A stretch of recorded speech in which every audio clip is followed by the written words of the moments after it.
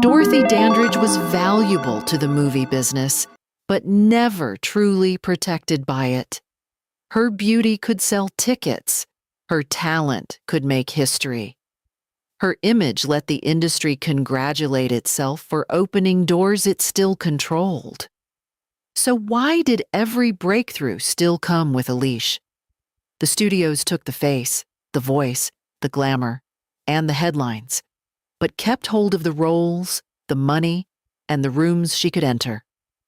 So what was Dorothy Dandridge allowed to be? A star with power, or proof that a rigged game had suddenly become fair? You're watching Hollywood Dark Secrets, where the applause fades and the system that used Dorothy Dandridge is finally put on trial. Before Dorothy Dandridge became a screen icon, before Carmen Jones placed her face in the center of American film history, before the Academy placed her name in a category no Black woman had entered before, she was Dorothy Jean Dandridge, a child from Cleveland, Ohio.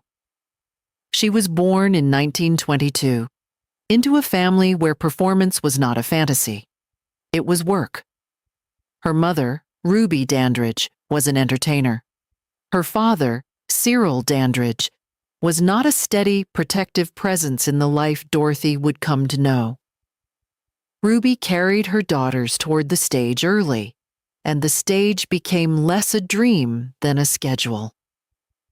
Dorothy and her older sister, Vivian, were placed into an act called the Wonder Children before they were old enough to understand what it meant to have their childhood turned into a job.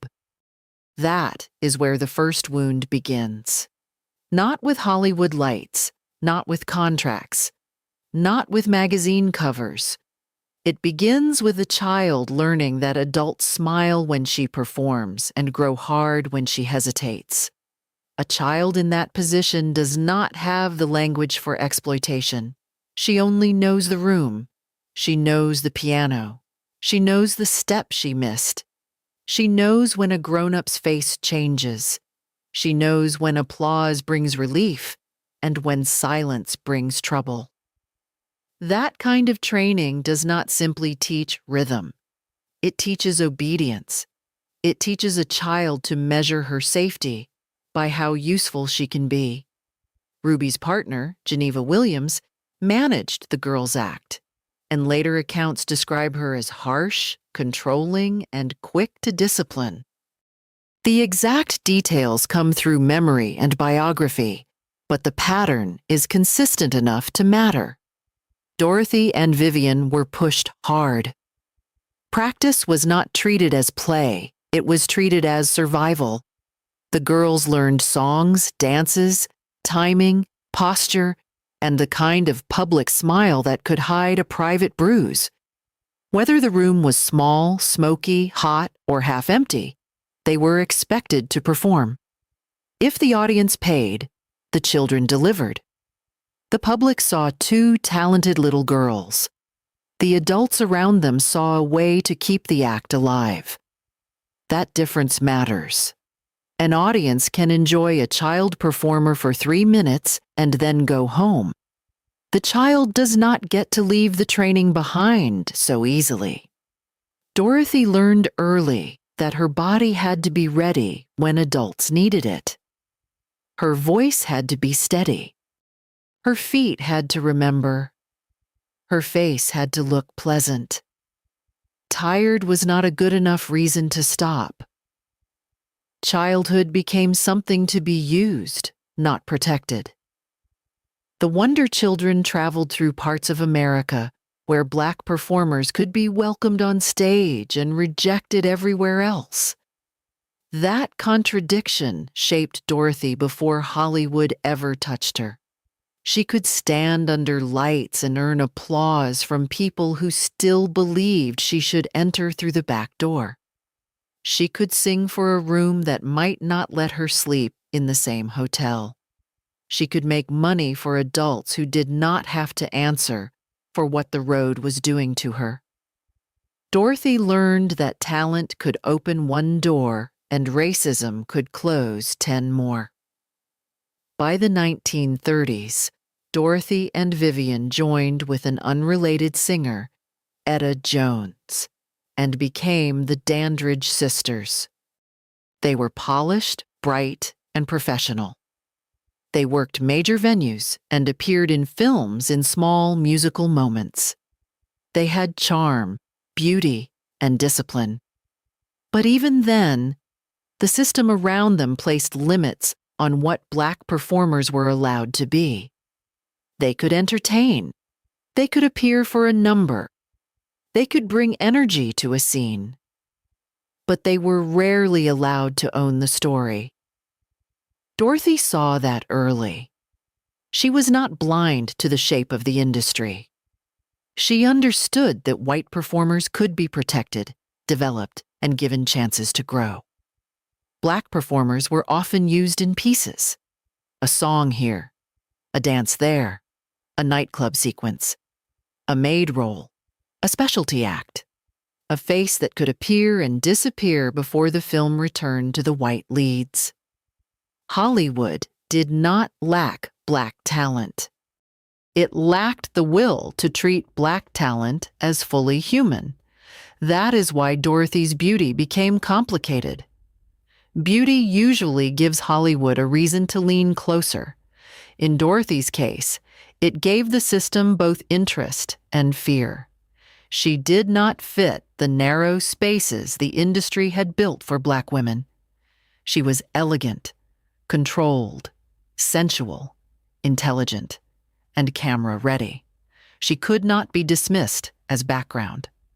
But if Hollywood treated her like a true leading lady, it would have to confront its own rules. So the industry did what it often does when a person is too powerful for the box prepared for them. It admired her, then contained her. As a young woman, Dorothy worked for visibility. She took small film roles. She sang in clubs.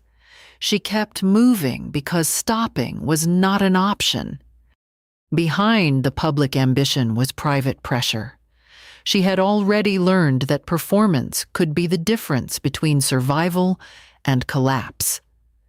Later, that pressure would become even heavier because Dorothy would not only be working for herself. She would be working for her daughter. In 1942, Dorothy married Harold Nicholas, one of the famous Nicholas brothers. On the outside, the match looked glamorous. He was a brilliant dancer, part of one of the most dazzling acts in American entertainment. She was beautiful, gifted, and rising. Together they looked like Black excellence in motion. But photographs do not tell the truth of a marriage.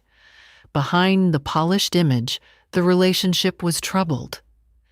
Later accounts describe Harold as inattentive and unfaithful.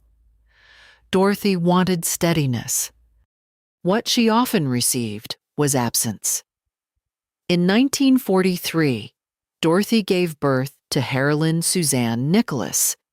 That birth became the grief that stayed with her for the rest of her life.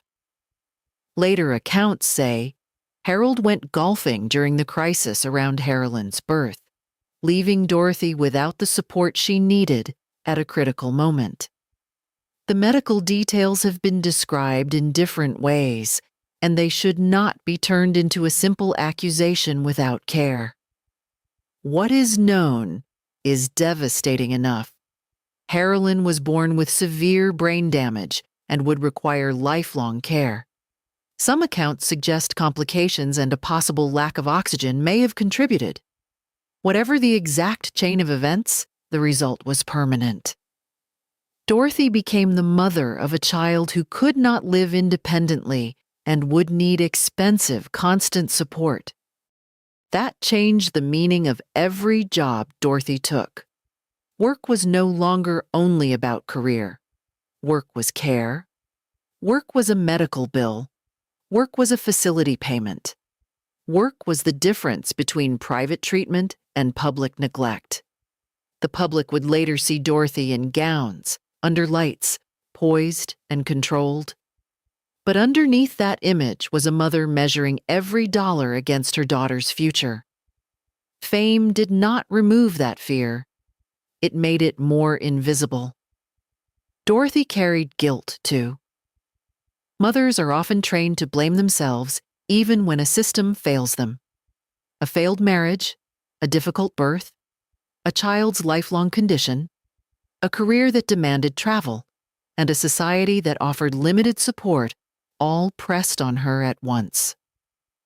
Dorothy could be adored in a nightclub and still return to the same private question.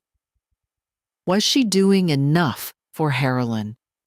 That question followed her into dressing rooms, onto stages, into film sets, and through sleepless nights. By the time her marriage to Harold Nicholas ended, Dorothy was not simply a divorced actress trying to restart. She was a working mother with a disabled child, facing a racist industry that gave her fewer chances and judged her more harshly for needing money. That is the trap. Hollywood often punishes desperation while helping create it. The industry sees the need, uses the need, and then calls the person difficult when the need becomes visible. The nightclub circuit gave Dorothy a kind of power film had not yet given her. On stage, she could be the main event. She was not a maid in the background. She was not a specialty number dropped into someone else's film. She was the reason people came. She developed a controlled, elegant act with help from skilled musicians and advisors, including Phil Moore, who helped shape her presentation. The image became precise. The dress, the posture, the stare, the carefully measured warmth. She learned how to hold a room without giving the room everything. But the image was not the whole person. Dorothy was often described as private, shy, and more domestic than the public persona suggested. She could cook, care, worry, and withdraw. She was not always the untouchable woman the stage sold. That made the performance harder. The audience came for glamour. Dorothy carried a life that was not glamorous at all. Every night, she had to step into the version of herself that could pay the bills. Then came the role that changed everything. Carmen Jones. Carmen Jones was released in 1954. Otto Preminger directed it. The cast was black. The scale was major. The role of Carmen was dangerous, seductive, funny, stubborn, and alive. Dorothy understood what the part could mean. At first, Preminger reportedly did not see her as Carmen. She was too refined, too controlled, too polished. Dorothy came back and showed him another side. She knew the business well enough to understand that sometimes a woman had to prove she could become what men could not imagine. On screen, Dorothy did not simply play Carmen. She took possession of the frame. Her face carried confidence, mischief, defiance, and hunger. She made Carmen feel like a woman who knew what she wanted, even when the story around her was built to punish that wanting. For audiences, it was startling. Here was a black woman centered in a major film, not as background, not as comic relief, not as someone else's servant, but as the force the story could not ignore. Carmen Jones made Dorothy Dandridge a historic figure. She became the first black woman nominated for the Academy Award for Best Actress. That nomination mattered. It still matters. It was a public crack in a wall Hollywood had spent decades defending. But the crack did not become an open road. That is the part the industry prefers to soften. It likes the milestone. It does not like the aftermath. Even inside Carmen Jones, there was a sharp insult. Dorothy was a professional singer, but the studio did not use her singing voice for the operatic numbers. Marilyn Horne, then a young white opera student, dubbed Dorothy's vocals. Harry Belafonte's singing was also dubbed. The decision can be defended as musical because the film leaned into operatic style, but for Dorothy, the symbolism was cruel. Her image could sell the film. Her body could carry Carmen. Her face could make history. But her own voice was still not allowed to complete the role. That kind of partial acceptance is its own kind of violence. Hollywood opened the door just wide enough to use her, then reminded her who controlled the sound coming out of her mouth. The Oscar nomination brought visibility, but visibility is not the same as protection. A white actress nominated for Best Actress could expect more scripts, better offers, careful studio handling, and chances to fail safely. Dorothy received praise, but not the same investment. She was too big to ignore, but still too restricted to be treated like a normal leading lady. Hollywood could celebrate her as an exception, while making sure she remained one. The industry did not know how to build a career around her without confronting race, sexuality, and power. Dorothy's beauty was undeniable, but it made the system nervous. She was too elegant for the stereotypes, too sensual for the moral rules placed on Black women, too talented for small parts, too Black for the romantic freedom white actresses received. Instead of expanding to fit her, Hollywood shrank her opportunities. This is why the word difficult becomes so important in stories like hers.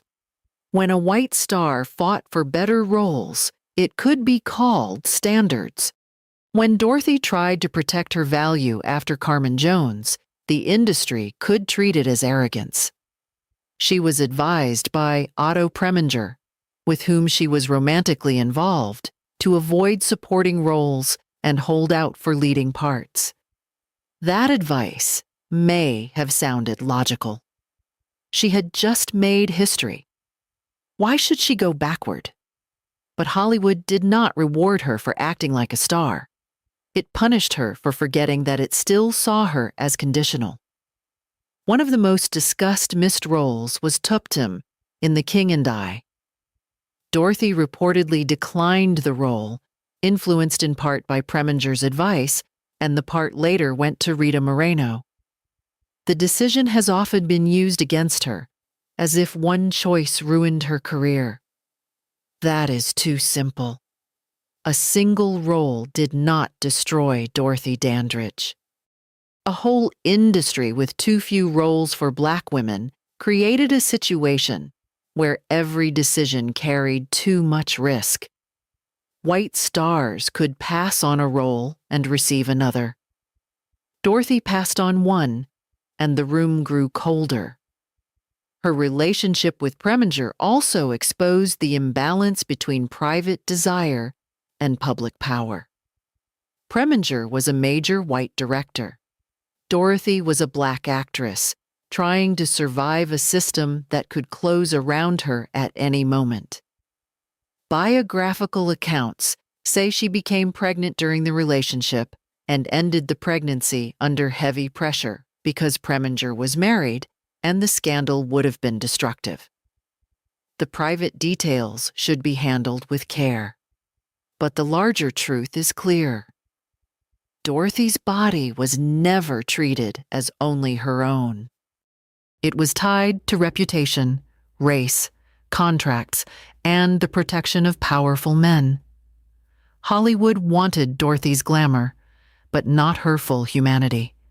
It wanted Carmen's heat, but not Dorothy's choices. It wanted the image, not the consequences of letting a Black woman live freely inside that image. When film work did not come in the way it should have, Dorothy returned again and again to nightclubs. These rooms paid. They also exposed the insult at the center of American entertainment. Dorothy could headline a major venue and still be denied ordinary dignity inside it. In Las Vegas, Black performers often faced strict segregation even when they were the reason customers came through the door. They might not be allowed to stay in the hotel where they performed. They might be forced to use service entrances. They might be barred from the casino, dining room, lobby, or pool. The famous Last Frontier hotel pool story has been told many times. In the most repeated version, Dorothy was told she could not use the pool, dipped her toe in it, and the hotel drained or threatened to drain the water afterward. Some details are debated, and historians have questioned exactly how the event unfolded. But the deeper truth does not depend on every version being exact. The rules of segregation were real. Black performers were used for profit while being treated as contaminants in white spaces. Dorothy could be the star attraction and still be told her body did not belong near the guests. That contradiction is one of the most powerful images in her life. The same woman whose name brought money into a hotel could be forced through a back route. She could wear an expensive gown and pass garbage cans. She could receive applause from white audiences and then be denied a meal in the public room. The stage gave her light. The building gave her humiliation. Dorothy did not always respond with loud confrontation. Sometimes her resistance was quiet. But quiet does not mean weak.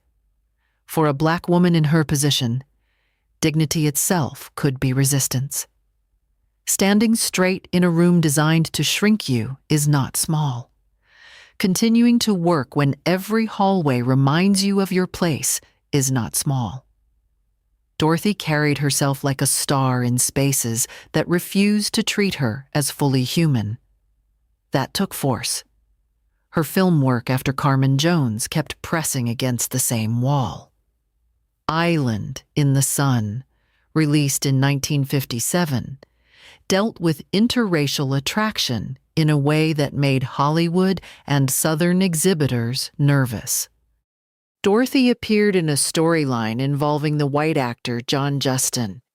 The film had to move carefully because a touch, a look, or a kiss could threaten box office in segregated markets.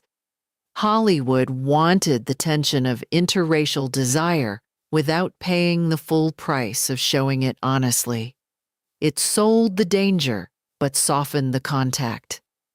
That was the business again. Use the charge. Avoid the consequence. Let Dorothy's presence create the electricity, then cut the current before it burns the money. Dorothy's private circles included major figures. She knew Marilyn Monroe. She crossed paths with artists who saw her style, intelligence, and discipline. Some accounts describe mutual admiration between Dorothy and Marilyn, two women who understood how tightly Hollywood controlled female image. Dorothy has also been linked in accounts to Marlon Brando, but the public record of the time did not make room for Dorothy to be presented as an equal romantic or intellectual figure beside white icons. The press had categories ready for her. It could call her beautiful. It could call her tragic. It could call her exotic. It was less willing to call her powerful in the same language it reserved for white stars. That is part of how erasure works. It is not always silence. Sometimes it is a controlled vocabulary. The press talks about you, but only in ways that keep you smaller than you are. Dorothy also supported civil rights organizations such as the NAACP and the National Urban League. This mattered. Black entertainers were often pressured to be grateful, careful, and non-threatening. The country liked Black talent when it entertained. It became more nervous when that talent connected itself to political demands. government agencies kept files on many artists and activists during that era. Dorothy was living in a time when Black visibility could bring applause, suspicion, and surveillance all at once. By the late 1950s, she was facing pressure from nearly every direction. Studios limited her roles. Nightclubs exploited her and segregated her. The press narrowed her image. A powerful lover influenced her career. A disabled child depended on her income, and then Confidential magazine aimed straight at her reputation. Confidential was not simply a gossip magazine. It was a weaponized business model. It sold scandal, shame, and sexual panic. It understood that the public loved dirty stories about clean stars. It paid for tips from people close to hotels, clubs, and studios. It created fear because it could turn private rumor into national humiliation. For Dorothy, the danger was intensified by race. A sexual accusation involving a Black woman and a white man in the 1950s was not ordinary gossip. It was a racial weapon. In 1957, Dorothy sued Confidential for libel after the magazine published a false story claiming she had a sexual encounter with a white band leader in the woods near Lake Tahoe. The story was designed to degrade her. It did not simply accuse her of an affair. It framed her through a racist fantasy meant to strip away the elegance she had built. The magazine knew what it was doing. It knew the public taboos it was touching. It knew a rumor like that could make studios and bookers nervous. Dorothy refused to fold. She sued. She accepted a reported settlement of $10,000 and later testified in the criminal libel trial connected to the company behind Confidential. She and Maureen O'Hara became two major stars associated with that courtroom fight, but Dorothy's testimony carried a special cruelty. To disprove the story, she had to explain that segregation at the Lake Tahoe venue had restricted her movements so severely that the alleged event could not have happened. She had to use the fact of her own confinement as her defense. Think about that. She had to prove she was not guilty by proving how little freedom she had. That moment should be remembered as one of the sharpest in old Hollywood history. Dorothy stood in court against a tabloid machine that expected stars to be afraid. She showed that the story was false. She showed that racism itself made the allegation impossible. Legally, she fought back. Publicly, she refused to let the lie stand. But Hollywood often punishes people for exposing how the machinery works. A star who fights back becomes a risk. A Black woman who fights back becomes a problem. The industry did not need to announce retaliation. It could simply stop offering real chances. Doors do not have to slam loudly to remain shut. Sometimes they close softly, one office at a time. Dorothy kept working, but the path narrowed. She appeared in films such as Tamango, The Decks Ran Red, Porgy and Bess, and others, but none gave her the sustained career Carmen Jones should have unlocked. She was a historic nominee, a proven performer, a nightclub draw, and a screen presence unlike anyone else. Still, the offers did not match the achievement. Hollywood had enough imagination to profit from her breakthrough, but not enough courage to build on it. Financial strain grew. Dorothy had earned serious money, but earning money and keeping money are different things. Accounts describe financial mismanagement, unpaid taxes, and losses. The exact figures vary across sources, but the result is clear. She lost control of the stability she needed most. For another star, financial trouble might be humiliating. For Dorothy, it threatened her daughter's care. Then her second marriage deepened the damage. In 1959, she married Jack Dennison, a Las Vegas restaurant owner. The marriage became destructive. Accounts describe physical abuse, financial exploitation, and emotional harm. Dennison used her fame to support his business. She performed in his restaurant and became tied to ventures that drained her rather than protected her. Instead of finding shelter, Dorothy found another room where her name and body could be used.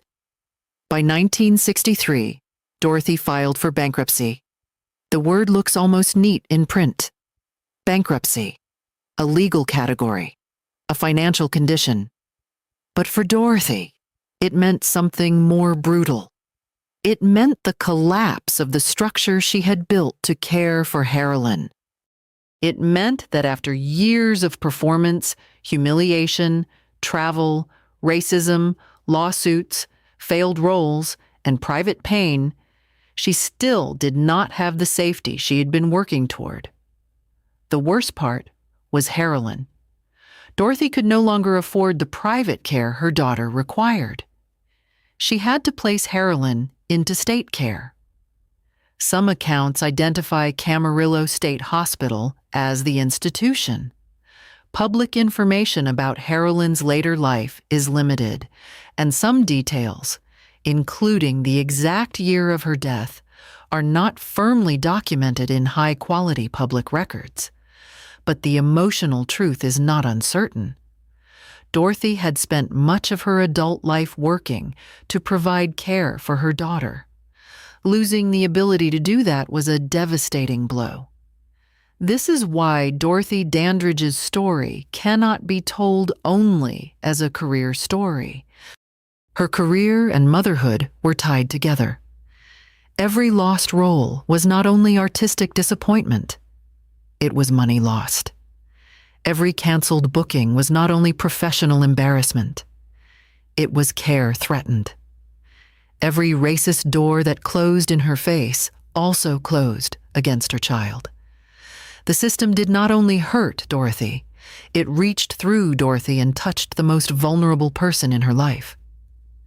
By the mid-1960s, the easy version says, Dorothy was broken and finished. That version is too convenient. It lets Hollywood turn her into a sad ending instead of an indictment. The fuller truth is that Dorothy was still trying to work. She had plans. She was preparing for a nightclub engagement at Basin Street East in New York. She had been to Mexico. She was trying to rebuild.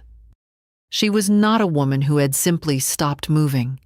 She was exhausted, damaged, and under pressure, but she was still reaching for work, income, and control. In the days before her death, she suffered a small fracture in her foot.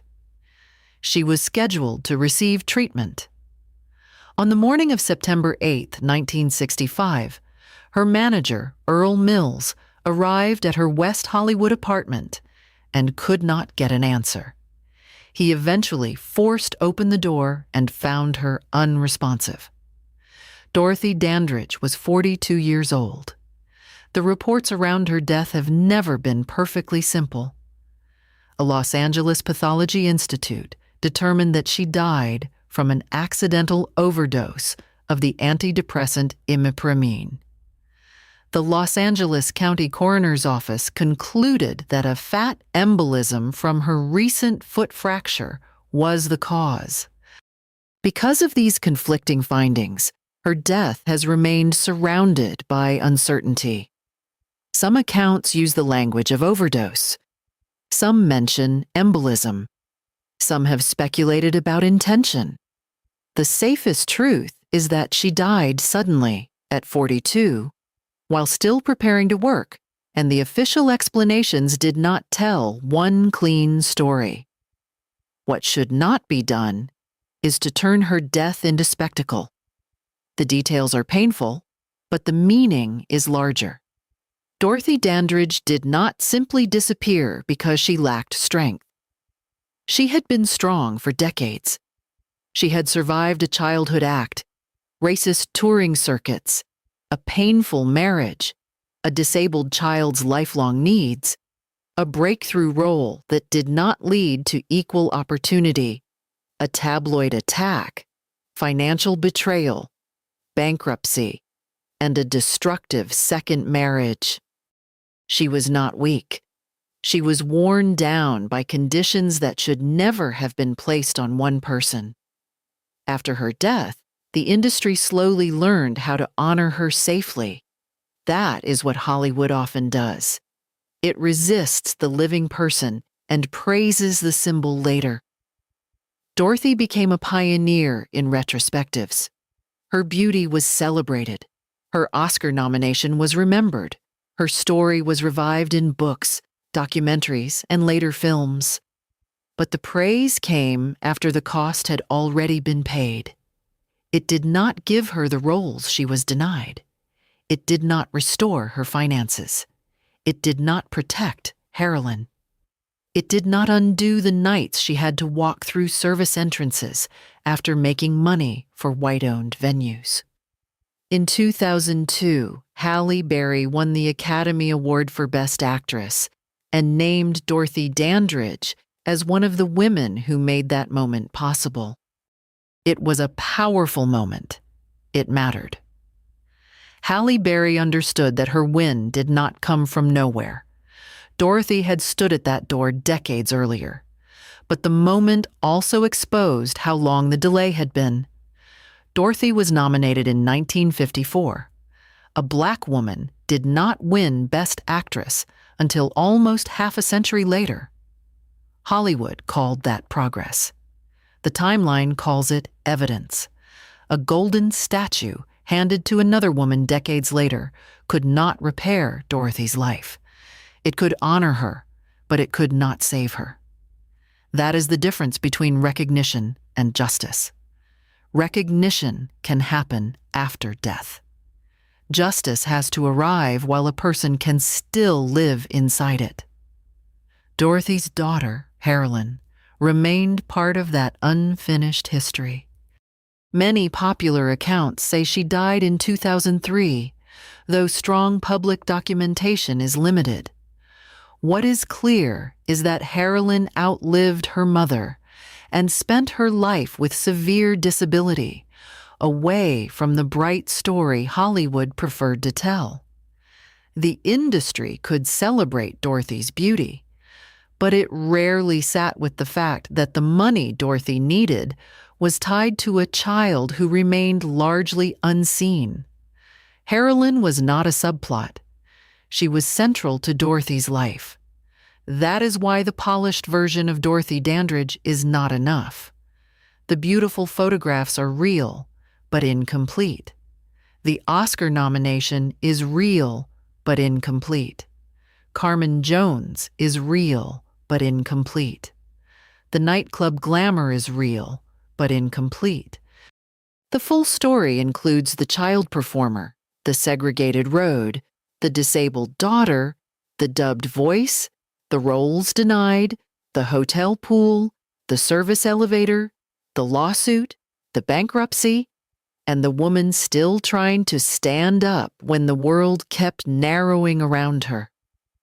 Hollywood protected the rooms that made money from her. It did not protect the woman who had to walk through the back door after the show. With Dorothy Dandridge, glamour was the thing being sold. Every full room proved how much money her image could make. The illusion was that beauty and talent could lift a black woman above the rules of her time. But the rules were still there. They were in casting offices. They were in hotel lobbies. They were in gossip columns. They were in studio fears about Southern box office. They were in the medical bills that never stopped. They were in the way men could advise, use, abandon, or harm her, and still move through the industry with more room than she had. The tragedy is not that Dorothy Dandridge lacked power. She had power. That is why the camera loved her. That is why audiences watched her. That is why Confidential's lie had to be so aggressive. That is why her Oscar nomination still matters. The tragedy is that her power existed inside a structure determined to limit it. She was allowed to be exceptional, but not free. She was allowed to be desired, but not fully protected. She was allowed to make history, but not build the career that history should have made possible. She was allowed to sing in clubs, but not always allowed to use the same front door as the guests. She was allowed to carry Carmen Jones, but not allowed to carry the film with her own singing voice. She was allowed to be a symbol, but symbols do not get medical bills paid. Women do. That is the real theft. Hollywood did not only steal roles from Dorothy Dandridge. It stole time. It stole chances. It stole the ordinary room to fail, recover, and try again. It stole the protection that white stars received as part of the business. It stole the future that should have followed a historic performance. And then, after all that, it tried to make her story look like personal tragedy instead of structural damage. This story is not about blaming one person and closing the case. Ruby pushed her daughters into work. Geneva Williams reportedly ruled the Childhood Act harshly. Harold Nicholas failed her as a partner. Otto Preminger gave her a breakthrough and also became part of her pain. Studio executives feared her full power. Nightclub owners profited from her while segregating her. Confidential tried to turn racist sexual panic into sales. Financial managers and a destructive husband helped drain what she had earned. The public bought the glamour. Each piece can claim it was only doing its part. That is how a machine survives. But machines are built by people, and people made choices. Dorothy made choices too. She fought. She worked. She sued. She returned to the stage. She tried to care for her daughter. She tried to hold a career together in an industry that gave her fewer tools and punished her more quickly for using them. She was not a passive victim. She was a worker, a mother, a singer, an actress, and a woman who knew the value of her own image even when Hollywood refused to value her life. The hardest part of Dorothy Dandridge's story is that none of this erased her talent. She was not important because she suffered. She was important because she was good. She could hold the camera with a glance. She could shift a room without raising her voice. She could make a line feel sharp, playful, or wounded. She could make glamour look effortless even when the life behind it was anything but effortless. Her talent did not come from pain. The pain came from an industry that wanted the talent without caring for the person carrying it. That matters today because entertainment still sells images of people as if the image is the whole life. The tools have changed. A studio contract can become a streaming deal. A gossip column can become a viral post. A racist review can become a comment section. A nightclub circuit can become a global tour. A carefully posed magazine cover can become a controlled social media feed. The language changes.